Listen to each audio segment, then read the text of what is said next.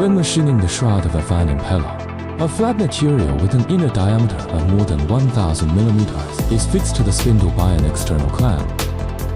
Two rollers are able to open and close, and the rollers reach in and then close to clamp the edge of the coil and pull it outward one at a time.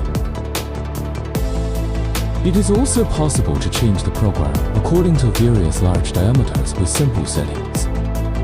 One-piece molded flanged out impeller shroud simplifies the manufacturing process and improves the quality of centrifugal fan.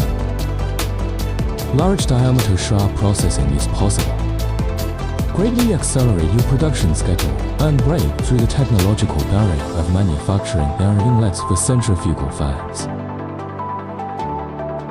The use of a Siemens drive system provides stable and precise control of the metal forming and flattening process. This produces consistent finished results.